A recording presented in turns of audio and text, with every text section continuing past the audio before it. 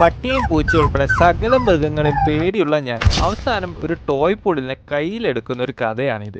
Yes guys, ദേ ഈ ഇരിക്കുന്ന മനുഷ്യനാണ് ഇത്രയും പേടിയുള്ള എന്നെ കൊണ്ട് ടോയ് പുഡിലിനെ എടുപ്പിച്ചത്. അങ്ങനെ നമ്മൾ ഡ്രൈവെല്ലാം കഴിഞ്ഞ് നേരെ ടോയ് പുഡിലിനെ ഏറ്റുവാങ്ങാൻ വേണ്ടി എത്തി. അവർ ഏകദേശം ആ സമയത്ത് തന്നെ അവിടെ എത്തിയിരുന്നു. പുള്ളിക്കും അത്യാവശ്യം നെർവസ്നെസ് ഉണ്ടായിരുന്നെങ്കിലും പക്ഷേ ചെറിയൊരു എക്സൈറ്റ്മെൻ്റ് ആയിരുന്നു കൂടുതലുണ്ടായത്. അത് നിങ്ങൾക്ക് ആ വീഡിയോ കാണുമ്പോൾ തന്നെ മനസ്സിലാവും. ആ ടോയ് പുഡിനെ എടുക്കുമ്പോൾ തന്നെ എന്തൊരു ക്യൂട്ടാണല്ലേ. ചെറിയൊരു നെർവസ്നെസ് നമുക്ക് രണ്ടുപേർക്കും ഉണ്ടായിരുന്നു. കാരണം രണ്ടുപേർക്കും പട്ടീനെ പ്രോപ്പറായി പിടിച്ച് ട്രെയിനിങ്ങോ അല്ലെങ്കിൽ അങ്ങനത്തെ ഒരു ശീലം ഒന്നും ഉണ്ടായിരുന്നില്ല. ദേ ഇതാണ് നിങ്ങൾ കാണാൻ വെയിറ്റ് ചെയ്തിരുന്ന മൊമെൻറ്റ്. ഞാൻ ആ പിടിക്കുന്ന കണ്ടാൽ തന്നെ മനസ്സിലാവും നിങ്ങൾക്ക് ജീവിതത്തിൽ ഇതുവരെ ഞാൻ ഒരു പട്ടീനെ കയ്യിലെടുത്തിട്ടില്ല. ആ ഒരു പേടി എൻ്റെ മനസ്സിലും ഉണ്ട്. മുഖത്ത് വിസിബിളായിട്ട് നിങ്ങൾക്ക് കാണുന്നുണ്ടോ എന്നറിയില്ല.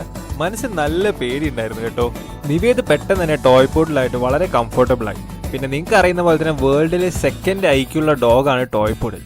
പിന്നെ ഇവൻ ചെറിയൊരാളല്ല കേട്ടോ, ഇവന് വൻ ഫാൻ ബേസ് ആണ് പുറത്തിറങ്ങിയാൽ ഉണ്ടാവുന്നത്. കാരണം അതെനിക്ക് മനസ്സിലായത് നമ്മൾ നേരെ ചായ കുടിക്കാൻ ഇറങ്ങിയപ്പോഴായിരുന്നു. എല്ലാവർക്കും അവനെ മതി. അവന് ചുറ്റും എത്രയായിരുന്നു ആൾക്കാരെന്നറിയോ. അങ്ങനെ ഞങ്ങൾ നേരെ തിരിച്ച് വീട്ടിലേക്ക്.